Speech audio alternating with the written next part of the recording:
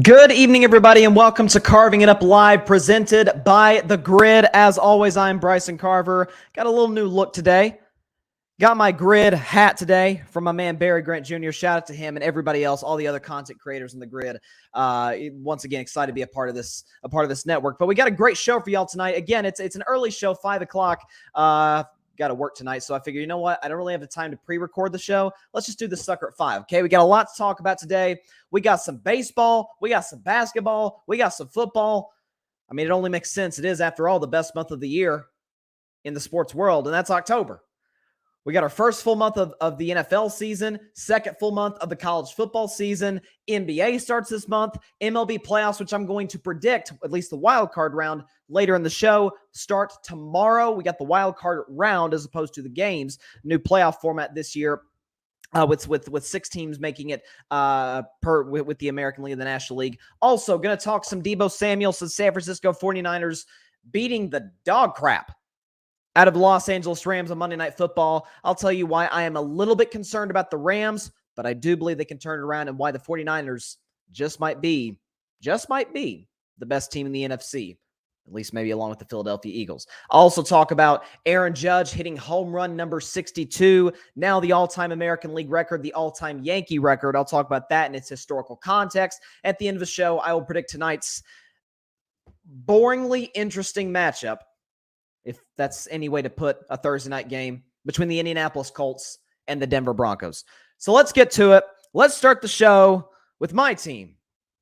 In case I forgot to tell you, I don't remember if I did or not, but I forgot to mention that my Warriors are the 2022 NBA champions, just in case I forgot to tell you guys.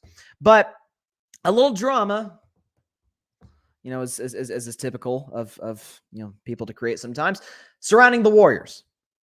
According to numerous sources, starting with Shams Charania of The Athletic, great insider, Golden State Warriors all-star Draymond Green threw a punch at teammate Jordan Poole at practice on Wednesday. The two players had been verbally sparring prior to some pushing, which escalated when Green took a swing and made contact with Poole, sources said.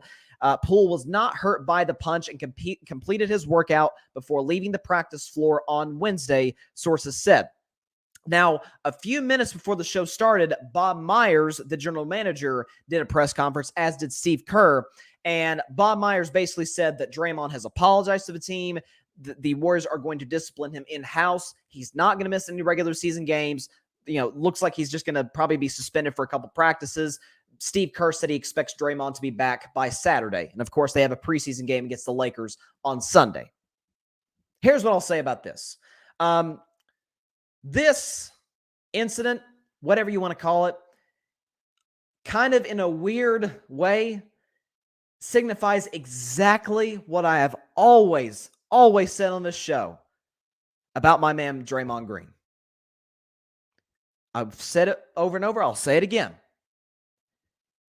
Without Draymond Green, there are championships in Golden State. There is no dynasty without that guy. I don't know all the facts about what caused this. Somebody asked Bob Myers, does this have anything to do with contract negotiation? And Bob was like, no, this doesn't have anything to do with that. Because for those of you that don't know, Draymond Green and Jordan Poole and Andrew Wiggins, by the way, are all in the last year of their deal. Now, Draymond has a player option for next season. There's a good chance he's going to decline it and hit free agency, and we'll see what happens with that. So this is a big season for the Warriors, and 2023 is going to be a huge summer for the Warriors as far as how many of those guys they can retain and what price it will take to keep them in-house. But this is why I love Draymond Green. Do I love that he punched Jordan Poole? No, of course I don't love that he punched his teammate. But this is who he is. And for anybody out there who's like, oh man, Draymond got to calm down, Draymond got to calm down. I literally said this after Game 3 of the finals. Remember, Draymond was getting into it with Celtics players, with the fans. Remember their chant? They were doing the FU Draymond chants. He was getting into it with the refs, with the Celtics bench. It seemed like he was getting into it with everybody except for his own bench. It was like Draymond versus everybody except for the Warriors bench. He was getting into it with everybody. And people are like, man, Draymond got to calm down. He's going to get himself tossed. I said, so you want me to suppress what makes Draymond great? The edge that he gives this Warriors team in practice, like this case, being the bad cop so that Steph Curry doesn't have to be? Part of what makes the Warriors great is everything you need. Forget on the basketball court. We've seen some talented teams not win a single championship. Off the court, the intangibles, the leadership that you need, right? We know Steph is a leader, right? He's one of the leaders of the team. He's the good cop, right? I mean, he gets into some players sometimes. I remember a game against the Clippers a few years ago where he did that. But all in all, he's a pretty chill guy. He's the sort of lead by example type of guy. Okay, Andre Iguodala is also a leader, but he's like the elder statesman. He's almost like, guys look up to Andre Iguodala because he's had the successful off-the-court career, on the court, finals MVP, all that. They look up to Andre Iguodala. Draymond Green's sort of a different story. He's there to hold guys in check. Okay? Someone posted a video. I think it might have been Anthony Slater, who's a reporter for the Warriors. I can't remember if it was him or somebody else, but I saw a video from last season. It was like early in the season, like a game in November, when Draymond Green and Jordan Poole were going face-to-face, chest-to-chest, and then moved on as if nothing happened. Like, that's just what happens. We know about training camp, mostly in football, but it's also the case sometimes in basketball. Tensions flare. Guys are competitive. They just won a championship, and that sort of leads me to my next point. Listen, we've seen a lot of teams get complacent after winning a championship. That is why they always say it is so hard to win a championship. It is brutal to go win back-to-back championships. There's a reason that a team is not three-peated since the Shaq Kobe Lakers 20 years ago. And they had two of the 10 greatest players ever, and Shaquille O'Neal and Kobe Bryant. Like, that's what it took to win 3 straight championships. Nobody's ever done it since. But we see teams get complacent. Guys get a little fat in the offseason. Not literally, although some cases that is the case. But, they're chilling. They're partying with friends and family. They're basking in the glory. Everybody loves you. Your approval ratings through the roof. That's just how it goes. When you win the championship, everybody loves you. But it's different being the hunter and the hunted, as I say sometimes on the show. Warriors the hunted. For the other 29 teams in the NBA, whenever they play the Warriors this season, all right, we're going to circle that game. That's our measuring stick game because they just won the championship. That is what makes Draymond Green so valuable to this team. Draymond Green, because remember there was this thing about Draymond wanting a max contract. There was that story a couple months ago about how Draymond Green was wanting a max contract from the Warriors. A lot of people laughed. With the other 29 teams in the NBA, I'd be laughing with you too. Draymond Green does not hold the value to the Washington Wizards or to the Phoenix Suns that he does to the Warriors because of how they play, because of this unbelievable chemistry. I mean, it's like him and Steph know exactly what they're doing, exactly what they're thinking without even saying a word. They just got to make eye contact. They know what's going on. The dribble handoff move that Draymond has perfected to get himself some easy shots at the rim. Draymond is not valuable to the other teams in the NBA. Golden State is not the same franchise without him. Not team, franchise. We know about 2016, got into it with LeBron, got, in my view, wrongfully suspended in Game 5, and that's when the series started to turn. That's when the gear started to shift. Not taking any credit away from Cleveland and what the great LeBron James did the rest of that series, coming back from 3-1 down, breaking my heart and the rest of Dub Nation's hearts. But the first sort of domino that set everything in motion was Draymond getting suspended. But there are going to be days like yesterday, and there have been days like yesterday in the past, where Draymond could be a pain in the butt sometimes. I mean, but you need that guy in the organization. Because you have to win a championship with one of those guys. I mean, look at the Milwaukee Bucks, right? Think about the Milwaukee Bucks for a second, who won the championship last year. They had Udonis, who many people think is the best player in the world. They got Chris Middleton, who's an all-star. Okay, they got Drew Holiday, who's one of the best defensive players in the league at his position. They're deep. Their home court's great in the Eastern Conference. But what was the move that nobody talks about that was so valuable to them? Getting PJ Tucker from the Houston Rockets.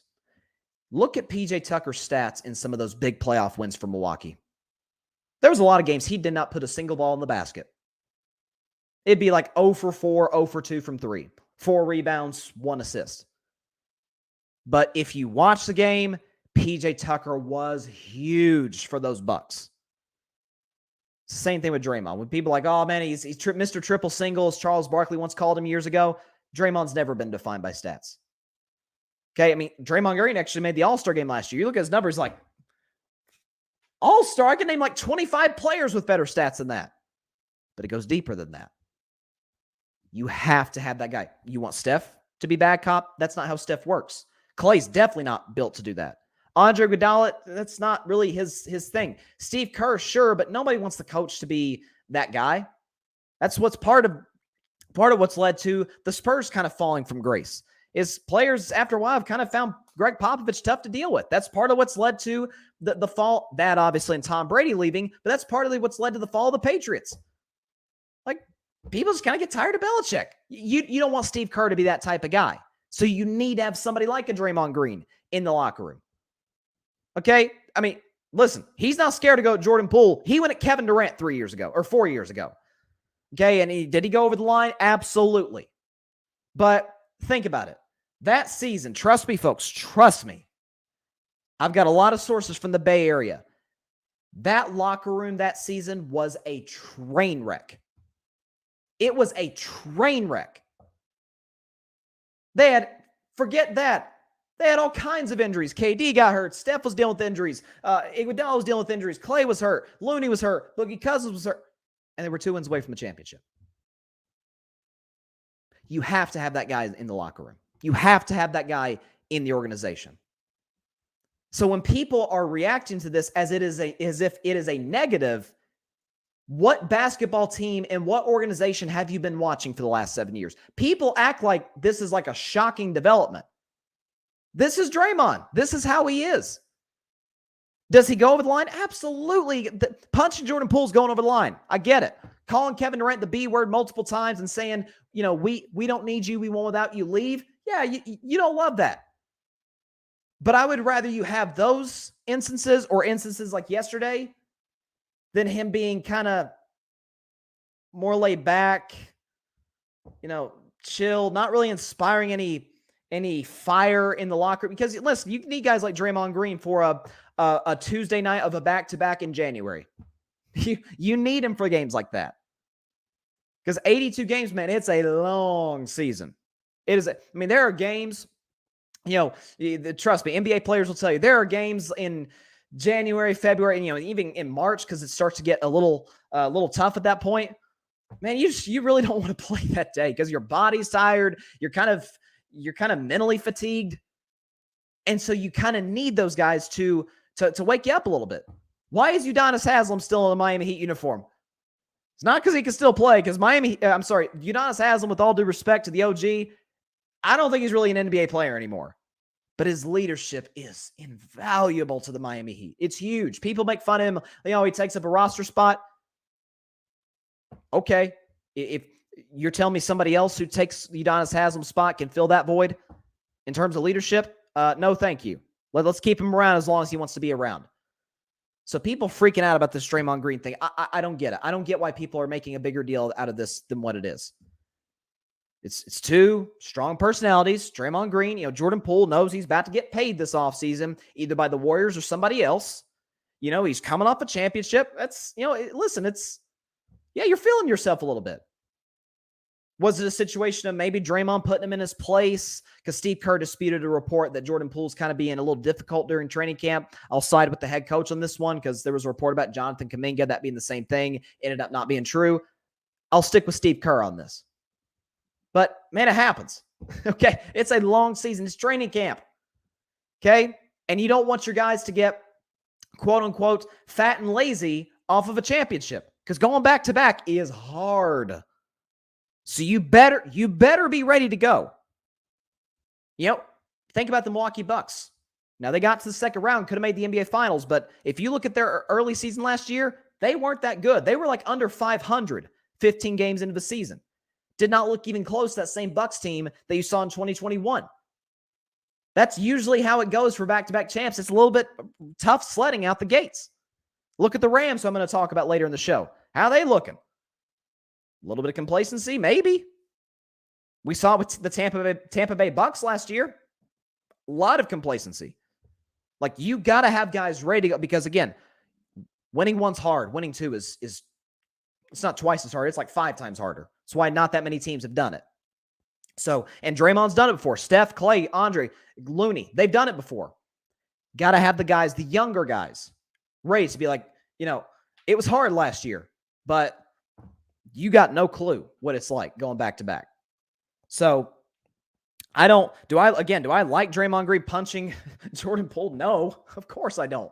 But I would rather Draymond have the occasional instance like that than to suppress what makes him great, which is his emotion. Does it get him in trouble sometimes? Of course it does.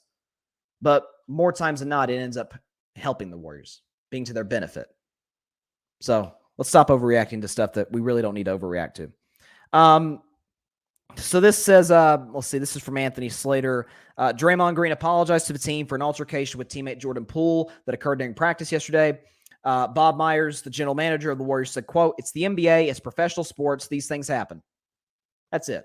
These things happen. And if there's not fights going on in your team's training camp, your team's probably going to suck, to be honest with you. The Celtics got Marcus Smart. The Sixers now have PJ Tucker. You got to have these guys. Miami, even though he doesn't play, they have Udonis Haslam, and they have Jimmy Butler to kind of getting guys behind sometimes. You got to have those guys. Let's see. Memphis has what's his name? Dylan Brooks, who I've read reports, he's kind of like that sometimes in practice. If your team's not fighting, and I think Draymond might have said this a few years ago because there was a thing with the Celtics with Marcus Smart. He's like, if your team's not having any fight during the regular season, something's up. Something is wrong with your team because that means they don't care. That means they don't give a crap about what they're doing. So let's chill out about this. But it's interesting. I'm telling you, when you look at the odds and you look at what all these quote-unquote experts are saying about my Warriors, and I've done numerous segments on it in the show, it feels like we're kind of back in that underdog role again, just like we were last year, except we just got an extra ring. Now, the NBA season actually tips off. Today's the 6th, so 12 days from now. So I can't wait for that ring ceremony. Get to beat the Lakers on opening night. It's going to be a good day. It's going to be a good day in the Bay Area. It's going to be fun. And I'll, at some point, I'll record it, and then I'll have it air that day, my NBA preseason prediction show. Did one last year with my man John Rivera. Shout out to him, Fan Perspective Podcast. Did one with him last year. So, hope to do a show like that this year, see who I can get on. But moving on to Major League Baseball, I don't talk a lot of MLB regular season. Follow it like crazy, right? I'm a Red Sox fan till the day I die. Listen, kind of was an empty feeling the last few days sweeping the Rays who are in the playoffs, but that sweep meant nothing. It got us to 76 wins, which is 5 games under 500. But it's going to be a big offseason for my Red Sox. Can you retain JD Martinez, Rafi Devers, Nate Eovaldi? Like, this is a big, big offseason for my Red Sox. I appreciate it. Yeah, Barry Grant Jr. in the comments. He said a nothing story blown up. Thank you. Like, people overreact. Like, to me, the only reason it's being blown up is because it's Draymond Green. If this happened let me think of a team. If this happened with the New Orleans Pelicans, nobody care. Come on. It's not even, it's like the last topic on debate shows that you see, First Take and Undisputed and all these shows. It's like the last segment of the show. Nobody's talking about it. But Draymond's history, Draymond's reputation, people like to make more of it than what it is. But, the media goes. But moving into Major League Baseball, Aaron Judge made history. We were all on the edge of our seats, crossing our fingers, hoping that he could finally hit number 62. I was actually in a parking lot after work watching on my phone. It was, so dope. It's kind of like one of those, you remember where you were when it happened type of sports moments, because it was. Aaron Judge on Tuesday hit home run number 62, surpassing Roger Maris as the American League all-time leader in home runs in a single season. Also, because Maris was a Yankee, the all-time leader for homers in a season in the American League for a New York Yankee. So it's a phenomenal accomplishment by Aaron Judge. And, he hit it into deep left field in Arlington, Texas against the Texas Rangers. I will say I'm a Red Sox fan, hate the Yankees to my core. Part of me wishes it either 61 or 62 had come in Yankee Stadium. I feel like it would have been a cooler moment. But be that as it may, it was a great moment, and Aaron Judge absolutely should be celebrated for this. There's no question about it. He should win. As great as Shohei Ohtani was this season, he was. This dude's freakish. I mean, we've never seen anything like Shohei Ohtani. Aaron Judge is the MVP. You can't overlook a guy hitting 62 homers, the American League record, hitting over 300 for the first time in his career, in large part because he changed a lot of his mechanics, and who, by the way, led a 99-win Yankee team into the postseason with the first-round bye in the divisional series. What Shohei did was great, but, and I mean, what do you have? ERA of like 235, I think 34 homers, if I'm not mistaken. We've never seen anything like him since Babe Ruth. And what he's doing is more impressive than Babe Ruth because, Babe Ruth was playing against guys who had second jobs. He wasn't playing any black players. Like, you had a lot of factors that played into Babe Ruth's dominance outside of just his talent alone. Like, Shohei Ohtani is a better baseball player. I mean, greater, but better than Barry Grant Jr. Then I was thinking about Barry because of his grid hat. Than Babe Ruth. But here's what bothers me a little bit, or at least a lot. Once again, there is no sport in America. It's not even a contest. It's not even a discussion that is more self-righteous and rigid than Major League Baseball. I talked about it briefly in my Instagram stories yesterday. By the way, if you haven't followed me on Instagram, please do that, at Carving It Up Podcast. We greatly appreciate it, and hit that subscribe button as well. But I sort of talked about some in my Instagram stories yesterday. Okay, Aaron Judge hit 62, American League record. And some people, I should say most of baseball fans, almost all of the baseball media, including, he's not part of the media, but including Roger Maris Jr., who's trying to make a name for himself, is saying, hey, we should celebrate Aaron Judge as the all-time home run leader, not for the American League, but for the whole regular season. Because you had Sosa and McGuire, and you had, obviously, Barry Bonds at the top with 73 homers in 2001 ahead of Judge. But, of course, they all use steroids. And I want to clarify this. Aaron Judge deserves more credit than those guys, including the great Barry Bonds, for getting to 62 because he was clean. He deserves more credit than those guys do. But the fact remains, Bonds hit 73 homers in 2001. Nobody's hit 74 or more home runs. Thus, Barry Bonds is still the all-time leader for a single season. If you want to put asterisks next to it, hey, man, knock yourself out. Knock yourself out. But this should not even be a discussion. I'm glad Jeff Passan, who's the lead insider, he's basically the Adam Schefter for Major League Baseball. Jeff Passan is a great source for ESPN. Like he tweeted yesterday, he said, let's just not even have this discussion. Bonds is the all-time single-season leader. When somebody hits 74, we are going to give them their due share. Until then, Bonds is the leader. Doesn't mean we take credit away from Judge. Doesn't mean we actually don't give more credit to Judge because he wasn't juiced. But are we just going to ignore the fact that Bonds was going against other juiced players? I mean, there was a Cy Young winner for the Dodgers. His name escapes me right now. But if you watch a matchup between he and Bonds, their heads are the size of basketballs. I mean, they are so juiced up, right? Everybody was. But what the baseball media continues to do, there was a time when David Ortiz was juiced. The reason I became a Red Sox fan, I am the biggest David Ortiz fan, Big Papi till I die, right? Love that man. He was juiced for a while. He tested positive in 2009. Pudge Rodriguez used steroids. Okay, Mike Piazza used steroids. A lot of Hall of Famers have used them. But the guys who were kind of jerks to the media, Bonds, Clemens, A-Rod, that's who they're punishing. because they really weren't that great to the media. And it's once again them trying to insert themselves into this story.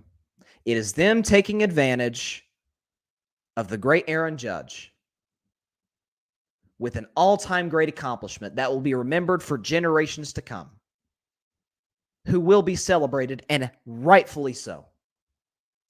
But it's once again the baseball media trying to be the story. It's the number one rule of journalism. It's the number one rule. It doesn't matter if it's sports, politics, it doesn't matter what area of journalism it is. The number one rule, you are not the story. You who is covering this, writing, talking, you are not the story. And the baseball media is inserting themselves and making themselves the story once again. Roger Maris. It's not enough that he's Roger Maris Jr.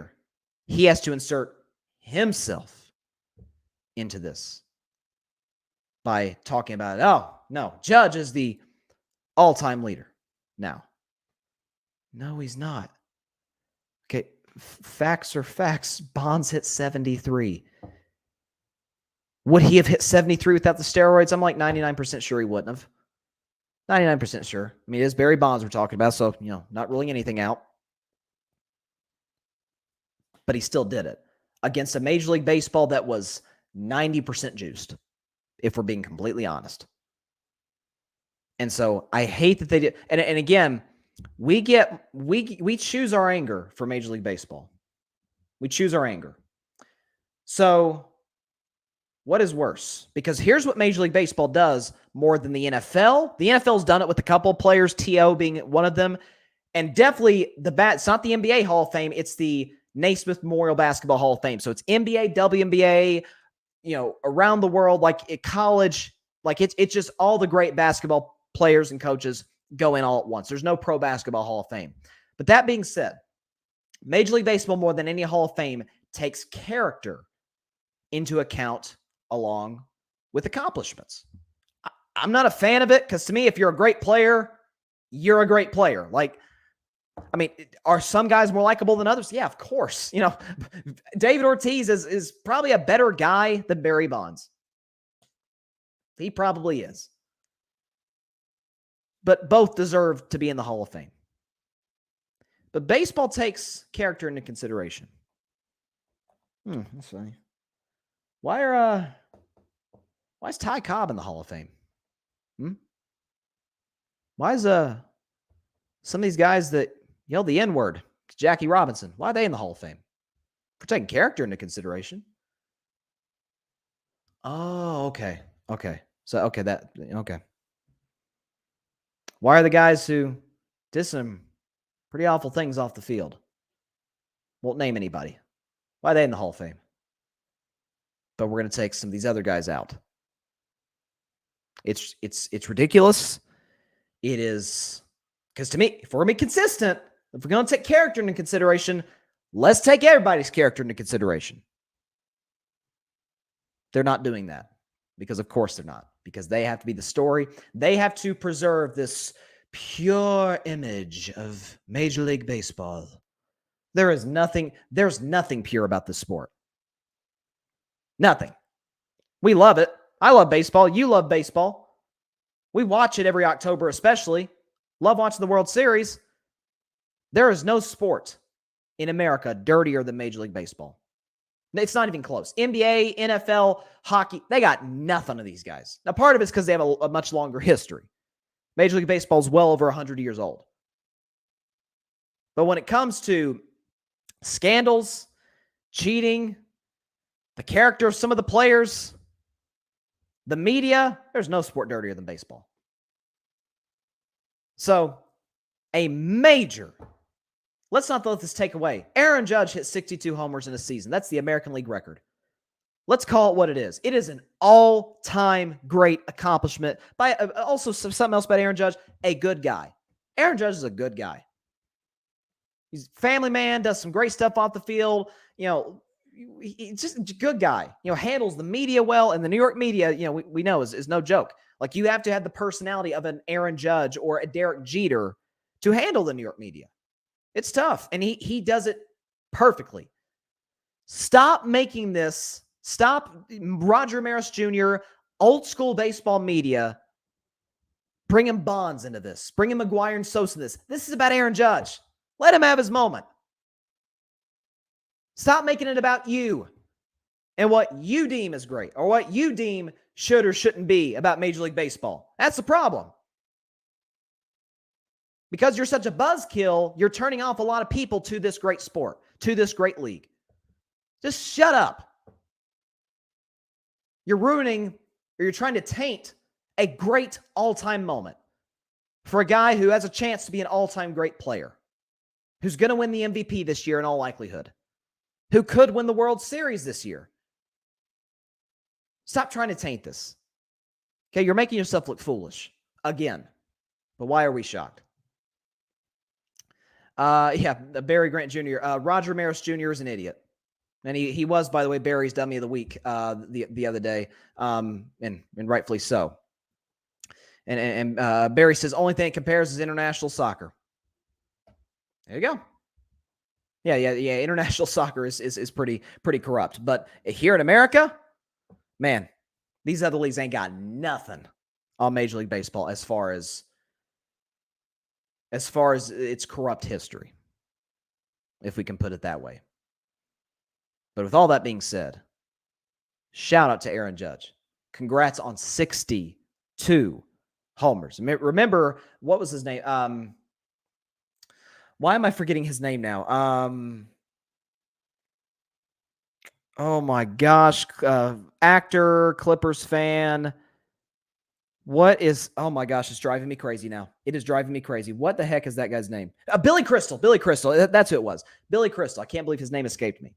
Who's a huge Yankees fan. Remember, years ago, he made the movie 61 about Roger Maris breaking that record. So, hey, will there be a movie called 62 made about Aaron Judge? Hey, I'm for it. I'm trying to think of the actor. Like if they let's say they made a movie today, what actor would play Aaron Judge? It'd have to be a large guy. I mean, Aaron Judge is 6'7", 280. So you'd have to get a pretty large dude to do that. But this is something that is going to be remembered for a very, very long time. And the fact that it came in a contract year, the fact that this man bet on himself, said no to the offer that the Yankees put on the table, said, nah, I'm worth more than that. You're disrespecting me with this. And then goes out and hits 62 homers, the all-time American League record. Oh, come on. Like it doesn't get better than that. So, man, this just goes to show you props to betting on yourself. Barry asks, is 10 years, $415 too much for Judge? Yes, it is. Yes, it is. Now, I don't care what the Yankees pay him in terms of annual salary. I don't care what. Listen, annual salary, pay him $50 million if you want to. There's no salary cap in baseball, and God knows the Yankees got the money to do it. But Aaron Judge is 30. If he was 25, absolutely give it. Heck, I think if he's 27, 10 years, $415 is perfectly justified. But God, you're going to 40. But then again, if that's the only offer he'll take, you got to pay him. You got to pay him. I mean, you can't let this guy go out the back door, right? You developed him in your farm system. This wasn't the typical Yankee free agent who comes in, they paid for him like a guy like Giancarlo Stanton, who I think Stanton hit 59 homers, if I'm not mistaken, in 2017, and the Yankees signed him the following winter during free agency. But Aaron Judge hit 179 when he first got called up in 2016. But then, of course, he hits the 50-plus bombs in 2017, wins the Rookie of the Year, comes in second for AL MVP behind Jose Altuve. And he's had some injury-riddled years in between, but for him to come out of this contract negotiation process with 62 bombs and once again leading his team back to the postseason, man, good for him. Good for him. Whatever he gets, he deserves every penny. Absolutely. Yankees are kicking themselves right now. Again, there's no salary cap in baseball, but the Yankees are kicking themselves right now for not giving him what he was asking for during spring training. So it's gonna be interesting. And a lot of people thought he was crazy. Like a lot of the media and even some fans were like, man, what's this guy doing? He's had some injuries. Like, you got to take this long-term deal. Yeah. And it was risky, but he's sitting pretty now. So good for Aaron Judge. Great player, great guy. Props to him on breaking this record, and props to him for the money he's about to get this offseason. Just as long as he doesn't come out this with the ring, I'm good. Because I may love and respect Aaron Judge. That still don't mean I don't hate the Yankees any less. That don't mean I really, really hope the Yankees don't win a World Series, and that me as a Red Sox fan can continue to gloat that in basically a 20-year span, they have one title to our 4. But hey, it is what it is. Moving on now to the NFL. We've got NBA, Major League Baseball, NFL. That's how you know it's October. That's how you know it is October. It's like waking up on Christmas morning. You go downstairs, you open your presents under the tree, and you get everything that was on your wish list. Like that's what it feels like, because you get everything. We get everything. All the sports. It's awesome. But last game of week 4, NFC West matchup, what has become a very intriguing and ironically one-sided rivalry. That being the Los Angeles Rams, the defending Super Bowl champion Los Angeles Rams, and the San Francisco 49ers. And of course, the Niners won that game by a final score of 24-9 over the Rams. And that is now 7 straight wins for San Francisco over the Rams in the regular season. And I picked the 49ers to win this game in part because of that streak, but also something that's a little concerning with the Rams. And fortunately for them, they got to avoid, for the most part, in the playoffs outside of San Francisco, who they survived by the skin of their teeth. They're a little bit like the Green Bay Packers in that they struggle a little bit against physical teams. And that's why I'm a little concerned about them on Sunday facing the Cowboys. They're 5.5-point favorites, which most people are taking Cowboys in the points, which I get. Okay, the Rams offensive line they're on their 3rd string center now. That Noteboom guy at left tackle has not been very good, replacing the great Andrew Whitworth. And Matthew Stafford seems to just, he is, Matt Stafford's in this is year 14. I mean, he's been around the block now. This is his 14th year in the league. He's a veteran. He's doing what most rookie quarterbacks do, and that is become one-read quarterbacks. If number 10 is open, all hell breaks loose. Allen Robinson has struggled to separate. That Tutu Atwell kid they drafted from Ole Miss a couple years ago, I really liked that pick by the Rams. He can barely get on the field. The running game isn't very good. Cam Akers is like Melvin Gordon. We crushed Melvin Gordon for his fumbling problem. Cam Akers just as bad. Every 5th carry, Cam Akers is fumbling the football. He's coughing it up. Now, the Rams defense, I'm not overly concerned about. Now, Jalen Ramsey has had a couple stinkers thus far. I don't know what's going on with Jalen Ramsey. He's had a couple stinkers. Opening night against Buffalo, he was awful. And then Monday night against the Niners, he didn't have a very good game. I still trust Aaron Donald. Bobby Wagner, the secondary for the most part is good. Front 7 is good. But my concerns for the Rams resides with the offense. And they really need Odell Beckham Jr. right now. Because they traded Robert Woods to the Tennessee Titans. So that outside threat's gone. By the way, something else about Robert Woods, one of the best blockers at the wide receiver position of the league. Like, that's why he's been a solid fit with Tennessee. He's a great blocker for a wide receiver. And he's not, he's not a big guy. He's not Julio Jones or something. Like, he's probably, what are we going to give him? 5'11", 6 foot on a good, ish.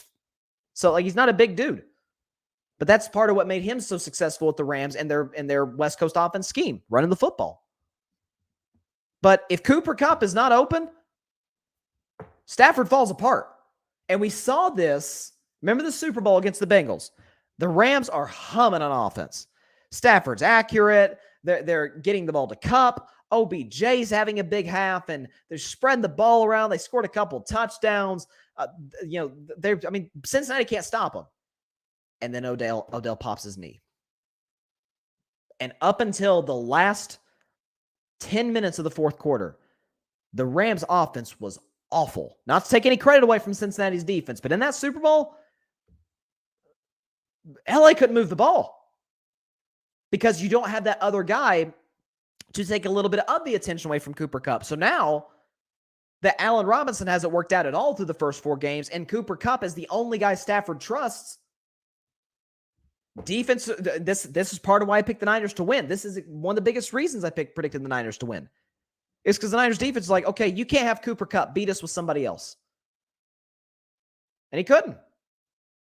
He's thrown, he's getting it. Stafford's always had an interception problem, even going back to his days in Detroit. I've always made the joke, like, you can take the quarterback out of Detroit, but you can't take the Detroit out of the quarterback. Starting to see that again. He threw that bad pick 6, obviously, in the fourth quarter, but all night wasn't accurate, was a one-read quarterback. The offensive line couldn't protect him very well against a Niners defense that, folks, has a chance, at least 4 games in, at the pace they're at, could be one of the greatest defenses of all time. Nick Bosa's leading the league in sacks. That defensive line is phenomenal. They've given up the least amount of points in the NFL. I think the least through 4 games since, gosh, like a decade plus. I mean, this defense, we knew it was good. Now their secondary's good. We thought that was their weakness. Their secondary's amazing. My man Emmanuel Mosley from Tennessee is doing a great job.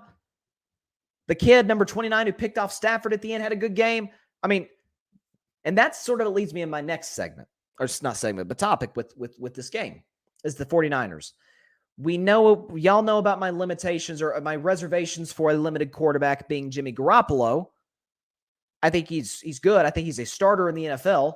I think he is the definition of an average quarterback.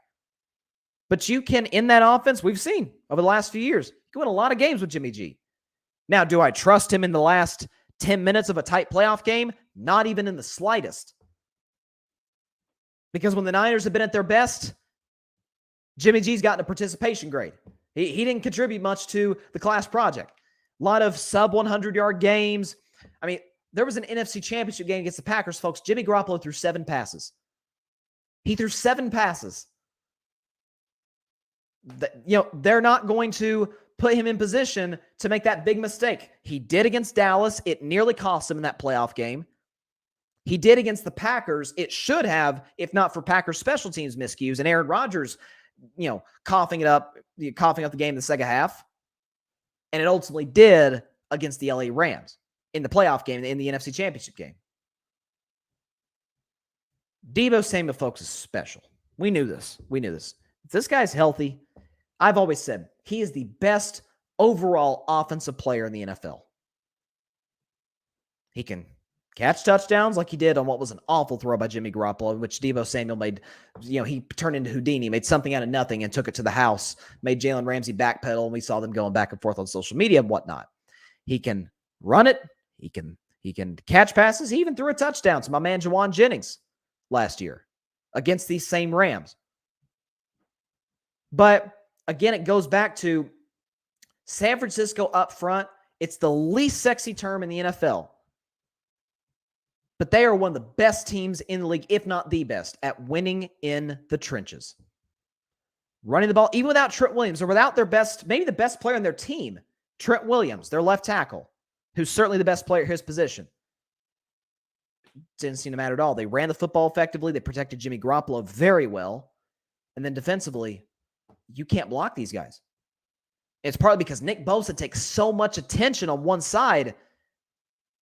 Now the other guys get to eat. They get to feast. So this is going to be, to me, it is, you like what you're seeing from Tampa right now? Like I've said about Tampa, they have yet to play a complete game. And their record shows it, 2-2. Because the games where their defense has been otherworldly, their offense has stunk. Sunday, their offense was great. Brady and Evans were unstoppable. Defense couldn't get a stop against Kansas City. The Packers, really? You trust the Packers? Who beat a injury-ravaged Tampa by 2, and then by the skin of their teeth at Lambeau Field, beat Bailey Zappi on a walk-off field goal? You trust the Packers? Vikings, you take, as great as that roster is, as good as I think Kevin Connell is as a coach, you trust Kirk Cousins more than you trust Kyle Shanahan, what he can do with the Niners offense and defense? I should say what Raheem Morris is doing. Not Raheem Morris. I keep saying Raheem Morris. What D'Amico Ryans doing with that Niners defense? They got a lot of cachet. They've accomplished a lot in the playoffs. Minnesota hasn't. And y'all know I like Minnesota. I think they're going to win the North. You trust the Cowboys? You trust right now, you think the Rams are very good? The Cardinals? A lot of 2-2 football teams right now. Like, to me, it feels like Niners, Eagles are the class of the NFC. That's what it feels like.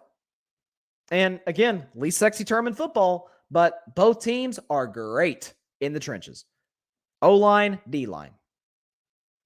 So this Niners team, I'll tell you, they are going to be a tough out. As for the Rams, I'm not concerned in the long run. Would I be shocked if Dallas comes into LA and beats them? Absolutely not. That's a home game for the Cowboys. It's in SoFi Stadium. It might as well be a home game for the Cowboys. If I had to lay my money down right now, if I had to put my money on the table. You're a betting man. You're a betting man. I put my money down that the Cowboys have more fans in LA than the Rams do. I bet every dollar I got. Like, every time the Cowboys come to SoFi, it sounds like a home game. So you're going to have the home field advantage. You're going to have, the Cowboys are leading the NFL in sacks. The Rams have one of the worst offensive lines in the conference. That's not a very good combination if you're Matthew Stafford. Okay? So you're going to have that aspect of it. The thing is, for the Cowboys, is Cooper Rush, don't screw it up. And through 4 games to start his career, he hasn't. But he is a backup, and those games come for backups. So that's going to be a very intriguing game to watch on Sunday.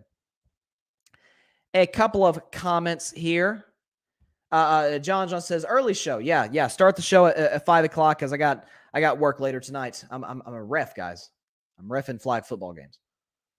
I've only thrown one flag thus far through 4 games. Through 4 games. How many games have I done? 7? I don't know. I've done a little less than 10 games, so hopefully it goes pretty successfully. But, listen. That Niners defensive line is just dominant. It is fun to watch. It is fun to occasionally watch a great defense. I don't like watching defensive struggles for example, a game involving the 49ers. The Niners-Broncos game was awful. I mean, the score indicated it was a bad football game. It was 11-10, okay? But I like watching a great defense dominate. And that's what the Niners did on Monday. But we do have a Week 5 game tonight, which I'll predict in a few minutes. Just talked about the Broncos. They're going to be facing the Indianapolis Colts at home tonight. Colts are without Jonathan Taylor. Broncos, I've said in the show, unless something changes drastically in the next 2 weeks, the Broncos need to go ahead and fire Nathaniel Hackett. He is, in my mind, the worst coach in the NFL. He appears over his head, clueless. Play calling is, although, and I'll sort of talk about this when I predict the game, Hackett deserves the most blame, in part because the Broncos have a top 5 defense. But one of my favorite players in the NFL, I think you guys can guess who that is. He deserves some of the blame too. And I'll sort of touch on that later. But the time has come, folks. Part of what makes October great is we get Major League Baseball at the highest of levels with the most tension, stress. The games are longer. It's much more of a strategical war between the managers. It's, animosity in the stands. It's these great, iconic ballparks, Dodger Stadium, and even in some cases, the new Yankee Stadium. And I feel like St. Louis has become somewhat of a iconic ballpark in recent years. And of course, John has to say, "Let's go Yankees." But listen, man, I can't hate. He's just loving his team. Listen, I'll go along with it now until you guys get bounced in the playoffs. But anyways, baseball postseason is here, and rather than 5 teams, which was the old format, where you had 3 teams, the division winners automatically advancing to the division series. In this case, you got 2 teams that get the first round bye automatically to the division series, the number 1 and number 2 seeds. Then you got the 4 seed playing the 5 seed and 3 playing the 6 seed. You get 6 teams per league. 12 teams in the playoffs as opposed to last year and in years past having 10 in the previous format. We got 12 now. So, hey, the more the merrier, I guess. The NFL kind of did the same by having 14 teams as opposed to 12. So we'll see how this new format goes. I'm pretty optimistic about it. I like it. But let's go and start. I'm going to make my wild card predictions. And just a disclaimer, I don't think my predictions last year could have possibly been any worse. I predicted the 2 wild card games correctly. I had my Red Sox, hey John, beating the Yankees. And hey Mike Guido, by the way, as well. Big Yankees fan himself. Co-founder of the Grid along with Barry. But I had my Red Sox beating the Yankees, of course, which we did convincingly. And I have the Dodgers beating the Cardinals in the wild card game, which they did on a walk-off bomb by Chris Taylor. After that, and I'm not kidding, you can check the tape if you want to put yourself through misery. I predicted 1 series correctly the rest of the playoffs. I'm not kidding. I predicted Dodgers over Giants in the division series. That was all I got right. Everything else, nope. I predicted against the team that ended up winning the World Series in every single round. I thought the Brewers would beat the Braves. They got swept. I thought the Dodgers would beat the Braves. They would have had them. They've been healthy in my view. But nevertheless, Braves outlasted what was left of the Dodgers. I picked the Astros to beat the Braves. Couldn't do it. Actually got closed out in their own home ballpark at Minute Maid Park. And the Braves ended up holding the crown. And they came back on the Mets, by the way. Close your eyes and ears, Barry and Alfred, to win the National League East Division for, I think this is the 6th year in a row. Let's see, 18, 19, 20, 21, 20. Sorry, 5th year in a row. 5th year in a row that the Braves have won the division. John just says that was last year. No, I guess. Listen, it was last year, but it's the same manager. So I'm not going to do like a bracket. This isn't like March Madness or something where I'm just predicting how all the playoffs play out. This is just the wild card round. Here we go. We're going to start right now with the American League. Taking on the Cleveland Guardians, the first season for the Cleveland baseball team as the Guardians, and it was a great season for them. They won the American League Central when I thought this was the White Sox division to lose.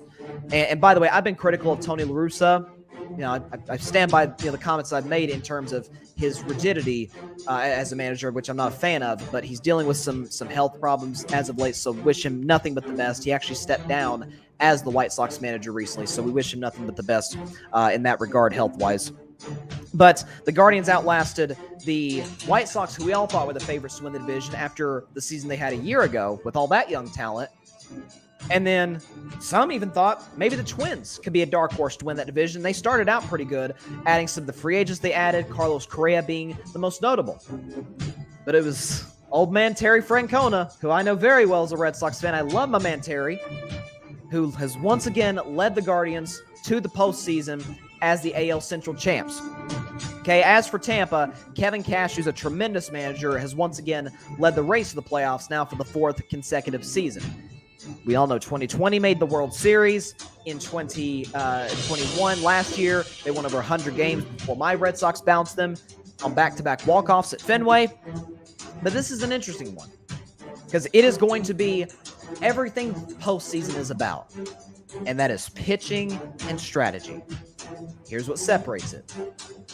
Cleveland has a better rotation than the Rays do.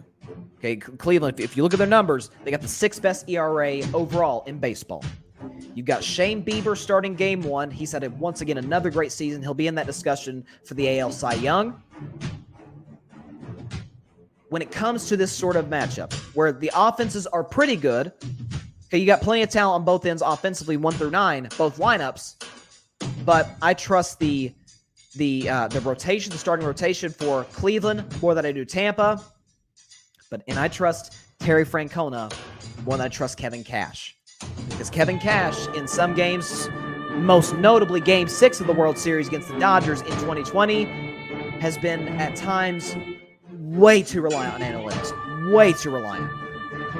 And not to mention, the Guardians closed out much better than the Rays, and you want to go in the playoffs with a lot of momentum. And so with that being said, in this series. I'm going to take the Central champs. I'm going to take the Guardians to win this series. It's a best of 3, by the way. Wild card round is a best of 3. I'll take the Guardians to win it 2-1. I'll say the Rays get 1 in Cleveland, but I'll take the Guardians to win 2-1 and advance to the division series to take on John John's Yankees. Moving on, staying in the American League, the other two wild card teams, I should say, and that would be the Seattle Mariners and the Toronto Blue Jays. Seattle is in the postseason for the first time in 21 years. I believe that is the longest drought in the history of the 4 major American sports: baseball, basketball, football, hockey. I'm pretty sure that's the longest drought, although I could be wrong on that.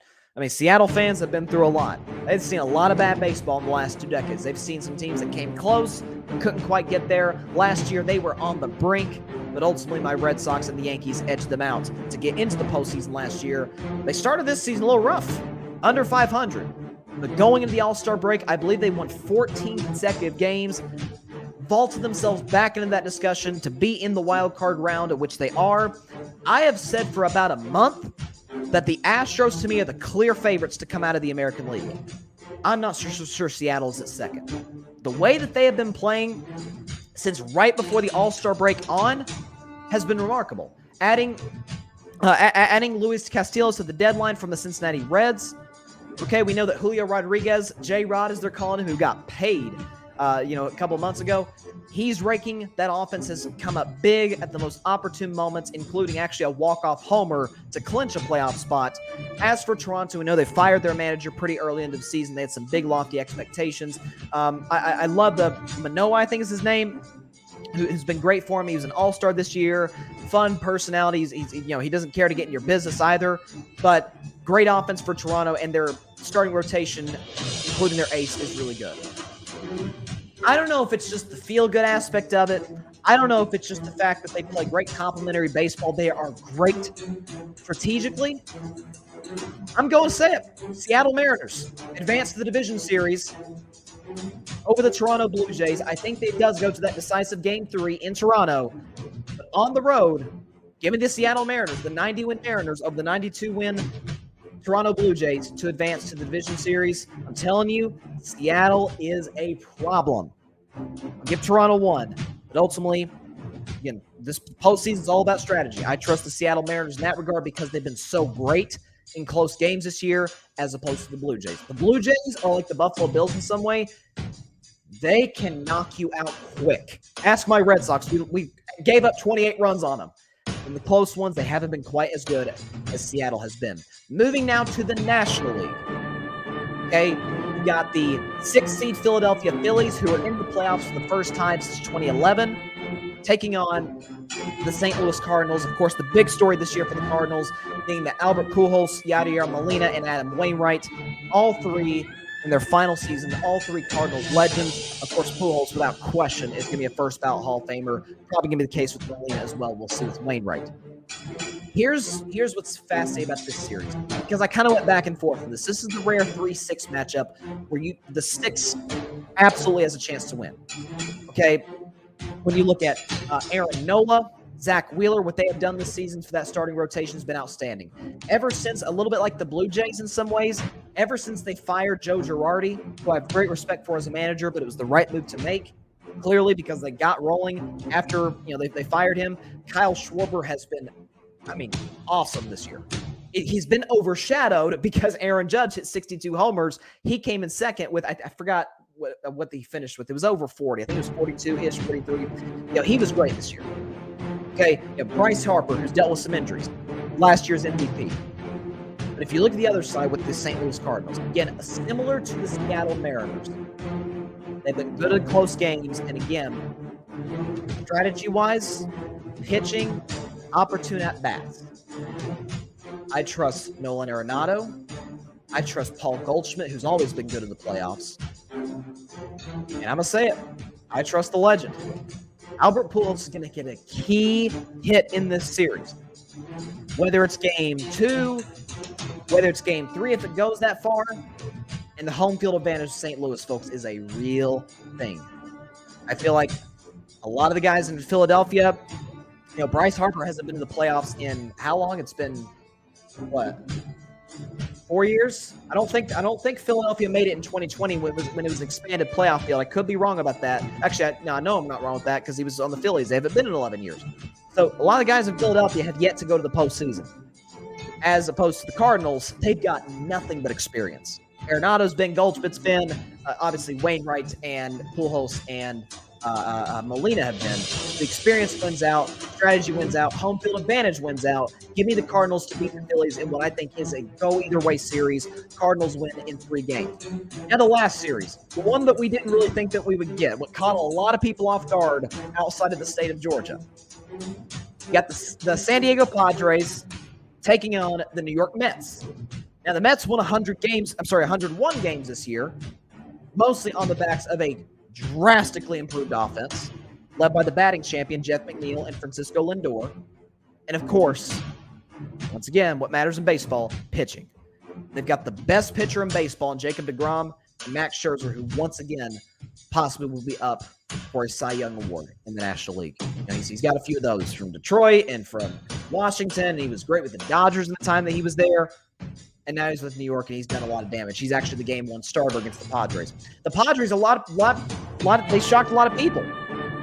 Fernando Tatis Jr. did not play a game. We know about the suspension. He won't play next year. So you have all of these components going into it. A lot of drama. We know Manny Machado and stuff. They added Juan Soto. And that they were already on a roll to begin with. Adding Juan Soto helped propel them into the postseason. They had to kind of hold off Philadelphia and Milwaukee for a while.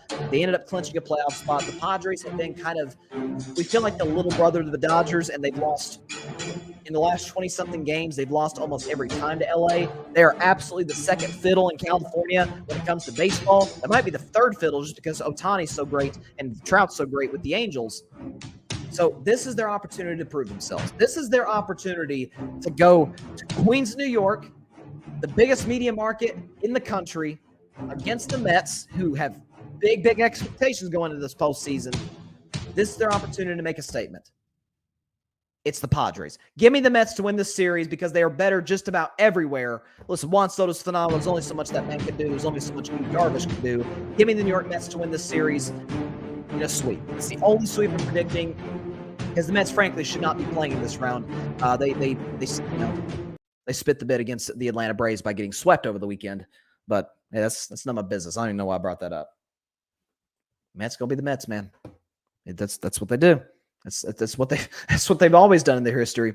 But overall though, this is going to be. It was a great baseball regular season. I thought the All-Star game was excellent, being in LA with the Dodgers honoring Jackie Robinson. Of course, it was this year was the 75th anniversary of him breaking the color barrier in Major League Baseball in 1947.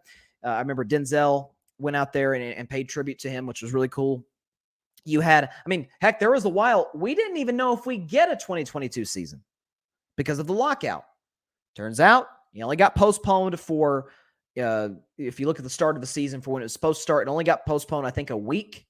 They had to condense the games a little bit. Wasn't a whole lot of off days, a lot of double headers. But we've got to the end of the year, the World Series, the whole postseason as a whole is going to be a little later than usual. But we are in for a very, very exciting 2022 October in Major League Baseball, and I can't wait for it. Listen, man, as long as the Yankees don't win, I'm happy. I predicted for the season, though.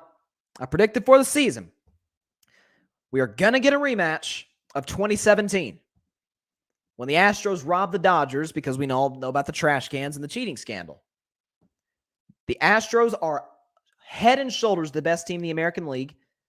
Offense is outstanding. Pitching's outstanding. They got the great Dusty Baker, who, man, listen, the Astros winning, of course, nobody likes the Astros outside of Houston after what they did in 2017. But I think if they were to come out and win it all, to take that Commissioner's Trophy, if the Astros winning is the concept, or I'm sorry, if we have to see the Astros win a World Series just so Dusty Baker can get a ring finally, I'm all for it. I'd love to see Dusty get a ring. He's one of the great guys. He's one of the all-time great managers. I think he is the winningest manager in the history of baseball to have never won a World Series title. So it'd be just great to see, after all the work he's put in all these years, to finally see him come away with one. But the Astros, to me, are going to come out of the American League. Said that back in March. And I said the Dodgers, we're going to come out of the National League. Like, it's it feels like it's a Dodgers or the field right now in the National League. If you want to say the Braves are second fiddle, if you want to say the Mets are second fiddle, be my guest. But the fact that they lost Scherzer over the offseason, Walker Buehler during the season, and you've got the whole situation with, gosh, I forget his name now. Trevor, what's his name? The pitcher, I'm forgetting his name, who's got the whole domestic violence situation that's been dating back to last year. So he's gone. You got Clayton Kershaw, who's been Clayton Kershaw, who's been his typical great self. Julio Urias, who's been great. Gonsolin, who's been excellent. So this rotation and this bullpen has helped the Dodgers tremendously. Mookie Betts had another great year. Yeah, I'm a Mookie Betts guy. It still breaks my heart that he's not a Red Sox anymore. I wish to God he was still in Boston, but still love seeing him succeed in LA, and that lineup is crazy. Freddie Freeman almost won the batting title. He was probably the most impactful. He, along with Max Scherzer, were the most impactful free agent pickups this offseason. This Dodgers team is stacked, man. I mean, it's not like that's news to anybody, but they're just stacked. All right, we got a game tonight, though, between the Denver Broncos and the Indianapolis Colts. Just give me 2-3 minutes on this before I predict the game. This hurts my soul to say this. And I'm going to wait to make a final decision on this until after tonight's game. You guys know I think Nathaniel Hackett deserves the most blame for the Broncos' early season struggles. I think there's a doubt. You can tell when a coach is great and when a coach sucks pretty easily. The in-between guys are a little tougher. Nathaniel Hackett's a bad head coach. He's a bad head coach. He's not qualified to be in that position. But let's not take all the blame away from Russell Wilson. You guys know I've been a big Russell Wilson supporter. Love the guy. Phenomenal guy. He's got, Sierra and his kids, great family and all that. But when I talk about, especially at the end of the NBA season, when I get all up in arms about the MVP and how I think the media butchers it every year when it comes to defining what valuable means, I've always said there's a lot of different ways to look at valuable. To me, one of the most obvious is, what would the company, or in this case, the team, be without you? Okay, the Patriots without Tom Brady are below 500. They needed him. Whereas Tom's gone on and won a Super Bowl in Tampa and had all kinds of success. Seattle's 2-2. Denver's 2-2. Seattle's offense, more specifically Geno Smith, has looked significantly better. They just hung 48 on Detroit. Now, Detroit doesn't have a very good defense. We get that. But I don't know. Through 4 games, and it gets early. I'm not selling my Russell Wilson stock yet. But when you have some of his, outside of DK Metcalf, when you have some of his former teammates who still play for the Seahawks, when you have former teammates who don't play for the Seahawks, Richard Sherman, KJ Wright, taking shots at Russ, it's like on the day Eli Manning took a shot at Russ. It starts to kind of make you wonder, is there something we don't know? We know Russell's the ultimate optimist. We know he's a little corny. Got a little Andrew Luck in him in that regard. Optimistic. We know we get the great leadership intangibles. Something's missing. Not selling my Russell Wilson stock yet. Tonight's going to go a long way in determining that. But man, I am looking like an idiot for predicting the Broncos to win the Super Bowl before the season's kicked off. I am feeling really, really bad about that. But they do play a game tonight, so let's predict it. The Colts tonight at home.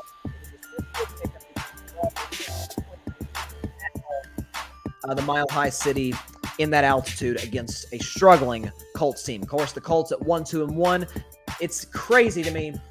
The only game where they have looked impressive came against the team that many is calling the best in the AFC, the Kansas City Chiefs. Now, they shouldn't have won that game because penalties and special teams cost Kansas City. Nevertheless, the Colts did. Matt Ryan led a game-winning drive. That's the only win of the year. Jonathan Taylor, who was not playing well through the first month of the season, is now out due to injury. The defense has really struggled at times, and Matt Ryan is looking kind of old. We knew he's kind of the typical pocket passer, can move outside the pocket occasionally, but as he's gotten older, has sort of lost that ability. His arm doesn't blow you away. You're sort of seeing, it feels like we're starting to see Matt Ryan Father Time starting to catch up to him. But with that said, the Colts offensive line hasn't been as good as it needs to be. And the receivers, outside of what's his name, Pittman, haven't been very good either. I don't think this is a Frank Reich problem. I think this is the receiving core ain't that great, ain't as good as I thought it would be coming into the year. The defense hasn't been very good. Matt Ryan's not as good as we thought it'd be, and the offensive line is not as good as we thought it would be. So, but it's a month into the season. The Colts are kind of notorious for getting off to slow starts to the season, so they can very much turn around. Maybe they start that tonight. So they come into Denver, take on a Broncos team who's 2-2, should be 1-3, because they survived the Niners by the skin of their teeth. Russell, I thought, actually played pretty well against the Vegas Raiders this past Sunday, but the Broncos defense struggled to stop Josh Jacobs. Derek Carr had a big day, and again, strategically, situationally, the Broncos were absolutely awful. And that always, to me, points back to coaching. So I don't trust either team as far as I can throw them. I don't trust either team. But they say, I think Einstein said the definition of insanity is doing something over and over again and hoping for a different result. I'm insane. I'm picking the Broncos to win a very ugly game, 20-16. Their defense has been outstanding for the most part through the first 4 games. And ultimately, when it comes down to, I just kind of finished criticizing Russell Wilson there, but you asked me, do I trust Russell Wilson or Matt Ryan? I trust Russell with the better receiving core and the better offensive line, despite some of the limitations at head coach, than I do with Matt Ryan in Indianapolis. So it's all said and done. Give me the Broncos to win this game 20-16 over the Indianapolis Colts to start week 5. I cannot believe we're in week 5 of this season. It's early season. I tell you, when you're watching a lot of football, you're enjoying it, it flies by. But it's going to be it's a weird Thursday night game because of where the teams are at. I mean, it's a boringly fascinating game to watch. That's how I described it early in the show. I think that's what we're going to see tonight. So that's 5 straight games I predicted the Broncos now. We'll see. And of course, tomorrow, I'll predict the rest of week 5 games, excluding the Monday night game, of course. So with that is all the time we have for today's show. Appreciate everybody stopping by as always. Thanks for catching us in that early time slot at 5 Eastern, 2 Pacific time, as opposed to 6 Eastern, 3 Pacific time, which is where you can catch the show tomorrow live, 6 p.m. Eastern, 3 p.m. Pacific time, Facebook Live, YouTube, Twitter. Also, if you're on YouTube, like, share, comment, and most importantly, take 2 seconds out of your day and hit that big red subscribe button. We'd appreciate it. It grows the channel exponentially. And also subscribe to the Grid Network on YouTube. That is the Grid Network, GRYD, the Grid Network. All of my shows on here, all the clips from the show are on the Grid. Clips from the other content creators, being Alfred with with his Jets podcast, which is outstanding. Shout out to Alfred, love what you're doing with the show, man. Barry's shows on there, All Even podcast. Ryan with Clutch Sports Talk. You got my man Patrick Brown with the Chaotic Sports podcast. I'm looking forward to hearing this one coming this Saturday. So a lot of great content on the Grid. We're building this network. Subscribe to it. And subscribe, of course, on all podcasting platforms, Apple Podcasts, Spotify, all over the place. So, enjoy your evening, everybody. Enjoy some football. Have a great evening. See y'all tomorrow. God bless you all. Peace out.